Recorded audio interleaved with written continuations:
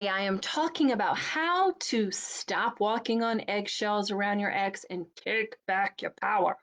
Now, I just taught a class, and of course, the topic of being triggered not only by our ex, but like by the divorce process itself. The divorce process itself will bring up lots and lots of scary fears and insecurities and places where we just don't even want to face. And so um, one of the participants was talking about how she really was struggling with like getting a settlement because she just felt like she needed more. She wanted that validation for sticking in that marriage as long as she did. And while I'm not sure what her situation is and what financially she should do or should not do, what I did get right away was that she's not making these decisions from a place of clarity and from a place of her highest self and alignment.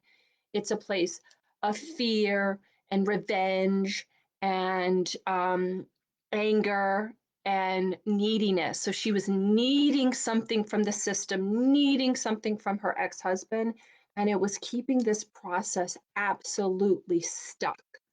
So the thing is, when I talk about, I've been doing some reflection on triggers lately and how I'm articulating that to you. And one of the things that I really want to just kind of like really be clear on is that, like, yes, I want you to stop being triggered, and your triggers are places where you need to be healed. But it's not about using the triggers as like it's a bad thing. I want you to honor those triggers. And by honoring those triggers, in a sense, you're really honoring yourself because the triggers are showing you where you still have insecurities, where you still have abandonment wounds, where you still need to work through some unhealed issues within yourself. But in order to do that, you've got to show yourself radical self compassion, radical self care, radical self love, radical self acceptance. And I was telling her, even just recently in my own healing journey, I had done some shadow work. And, my self righteous self does tend to crop up and protect me. It's that part of me that wants to still protect myself. And while I have the awareness and the ability to kind of see it, I think most of us really haven't quite gotten there yet to see how our own selves, those lower versions of ourselves and those shadow parts of ourselves, sometimes get in the way of our own healing and our own moving forward. And that's what it was happening to her. You could just feel it. It wasn't coming from a place of confidence and security and like, this is what I want and these are my boundaries and this is no, that's not where she was coming from at all.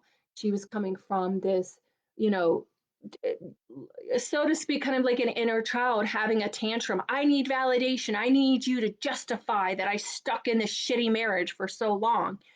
And so we want to come from a place of alignment and from a healed place, from that place of doing our best moving forward from our grown up healed place so that we're making decisions for our children from a place of confidence and security in our grown self.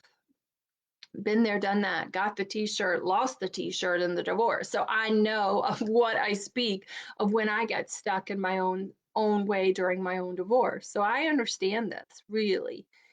And the good news is when you look at those triggers and you look at those underlying wounds, the great news is like, I told her like, because again, she went into justification mode. Well, it's this, it's that. He did this, he cheated on me, he did that, da da da da.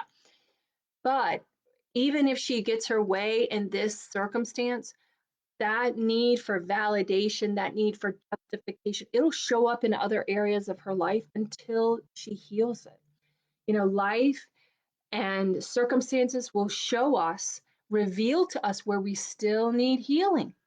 So the divorce, your divorce, is essentially a big mirror and it's holding up really deep inner wounds that you can grow from and no longer be a victim to, that you can rise above this and transform your life and be the best version of yourself that you want to be in this next chapter. It doesn't have to hold you back.